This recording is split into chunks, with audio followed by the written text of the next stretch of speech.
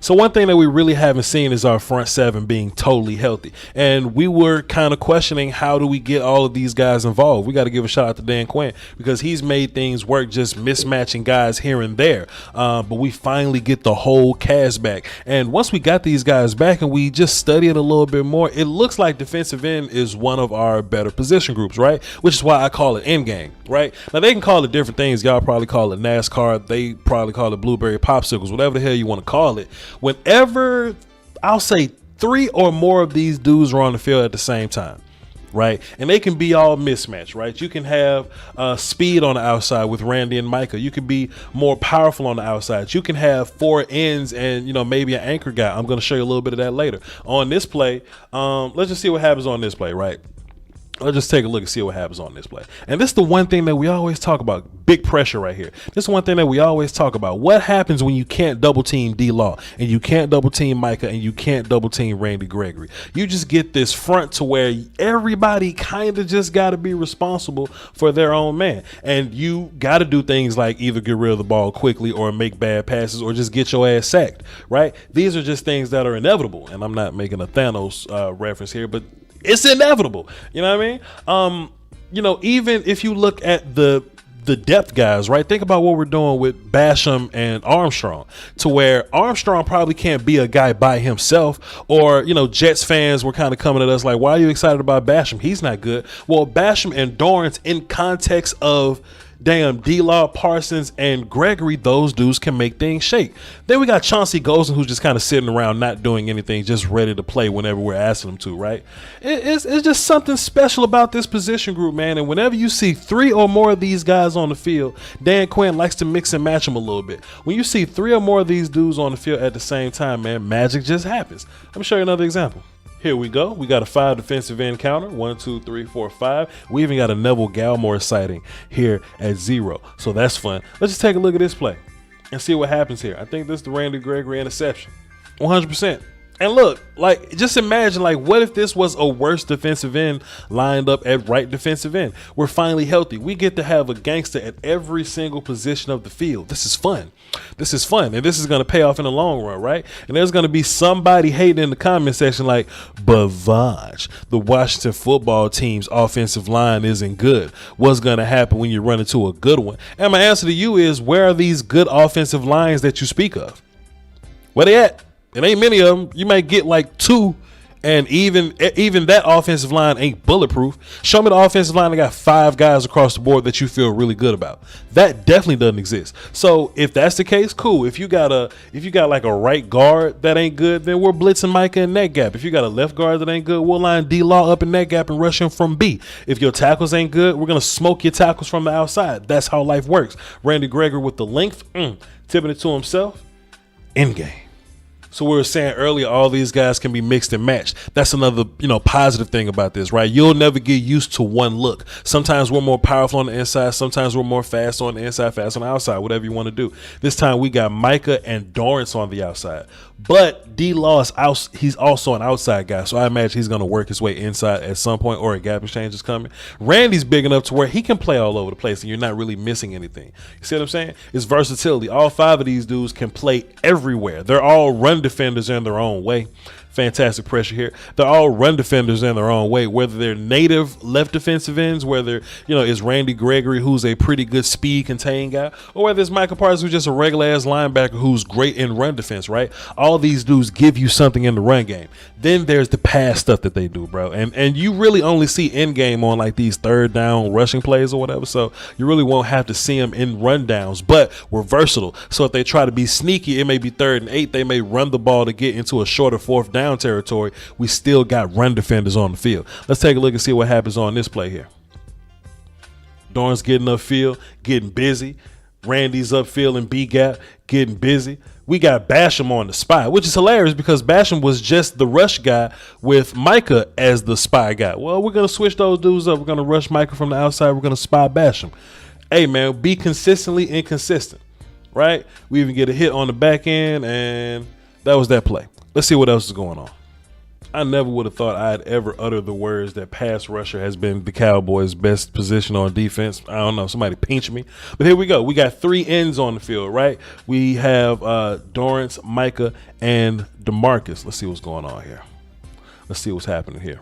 The Micah Parsons rush. Good luck to you. And look, it's the funny part. If Micah Parsons didn't get there, look at D-Law. Come on, give me some. Give me some. Look, if Micah and D-Law didn't get there, Lawrence was on the way. Fantastic, ladies and gentlemen. I'm gonna do another film session. I'm gonna tell you about the day that Neville Gallimore had. But hey, just more diversity, being able to blitz Micah, and that's another big talking point that we were saying, right? To where if you got defensive ends on the edge, what do you do with Micah? Still just blitz Micah. Micah's who's phenomenal, by the way, and I was totally wrong about. He's strong enough and quick enough to be able to pass rush from the inside. Good luck to you, player. Good luck to you, player. And it seems like they hold him every single play. That's making me mad. D-Law's getting in good shape, defeating the outside hand, skipping, getting to the outside. Bro. That's something else that we got to talk about, too. Let me find this next play while we talk about this. When we break down these sacks and discuss them, we have to consider the idea, how many sacks would D-Law have if Micah Parsons didn't get to him first? Or how many would Micah have if Randy didn't get there first, right? These dudes are going to constantly take sacks away from each other, but that's probably going to help the competition or whatever, right? They may have they may put money in the shoebox or something to see who gets the most sacks, pressures, and hits or something like that. I don't know. Make some fun happen. Let's see what happens on this play. End game. We got 1, 2, 3, 4, 5 ends and an anchor guy, a nose, and Neville Gallimore here. Neville's so big now. Let's see what happens on this play. We ain't doing nothing else. Let's figure it out. Once again, right? Sometimes we get Micah Parsons. I went too far. My bad. Sometimes we get Micah Parsons blitzing from the outside. Let's keep him on the interior, man. He was whooping the right guard the first time. I don't know why they thought putting a running back on Micah Parsons would be a great idea, but this is him getting his second sack. Fantastic. D-Law gets blocked, but does Lawrence get blocked? Lawrence kind of spins to the outside, and we see Randy Gregory dropping back in coverage. That's the beauty of this thing, man. Any one of these dudes can do anything here. Randy and Lawrence drop back in coverage. So there you go, man. Mixing these looks up, being spontaneous, being different. I love it to death. Micah, Randy, and D-Law on the field. Michael's going to bail, but D-Law is just going to get busy. My goodness. He's going to jump the snap and just take some lunch money. Come here, son. Take some lunch money from Taylor Heineke. Let's see how he did it. First of all, I did it with some ball get off, great hand technique, defeating the outside hand, dip, parallel with the quarterback, flip hips, turn to the, oh, my goodness, bro. Come on, my guy. Hey, man, when's the last time to where so many of our front 7 guys, they all made a play? To where D-Law got a sack, Randy got a sack and an interception, Micah got 2 sacks, Neville Gallimore had a sack. Tristan made some plays in the run game. Lawrence led the team in tackles. Like, how many times have we seen this on a Cowboy defense, bro? Super exciting. Our offense takes the field, the CD starts skipping, and we need the damn defense to save us again. What happens? Hey, man, Randy Gregory shows up and he takes some lunch money, man. What you want me to say? Let's see how he did it. Let's see how he did it versus the left tackle. The left tackle wasn't set, so that's a penalty, first of all, but whatever. Rand's going to come off the ball with the initial pop of the hands, right? Boom, pop backwards. Strong hands from Randy Gregory. He's finally big enough to make that make sense now. Back in the day, Randy was skinny with strong hands and it looked funny. Now he's big with strong hands and that's fun. The offensive lineman never got his hands fully established on Randy Gregory, so Randy could really control this engagement and do whatever he wanted to do with him. He wanted to get back inside and go chase brother Heineke. Just like I said earlier, we're going to siphon sacks away from each other. So I just showed y'all 2 other sacks D-Law could have had. Take a look at D-Law right here. Could have got Taylor Heineke right here, but, he kind of missed a little bit. Randy got to him first. So we also have to have another conversation about this, right? We have to talk about the idea. This ends the film session, by the way. Now we're having a conversation. I appreciate those that just wanted film to come through. Now we got to have a conversation about what you expect from Demarcus Lawrence, right? Because we see Khalil Mack, right? Khalil Mack is a guy that Cowboy Nation would say is an elite defensive end or top tier pass rusher or whatever. He's elite when he has his help on his team with him. But when Khalil Mack doesn't have that help, we don't hear much from Khalil Mack. That's a lot of the reasons why Aaron Donald disappears sometimes, because he didn't really have much help on his team. Aaron Donald had his best year when he was surrounded by Brockers and Ndamukong Suh. You see what I mean? So now, as a Cowboy fan, you ask yourself with this ego sometimes, with this fan ego, you ask yourself, well, Demarcus Lawrence makes 20, however many $1 million, 25 or whatever, 24. Should I be paying him this much for what I'm getting from him?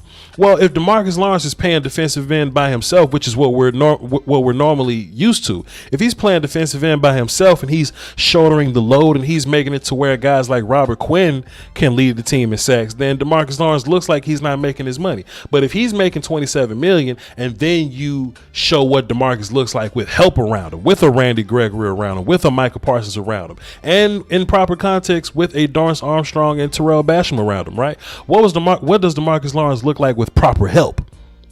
He look like a gangster.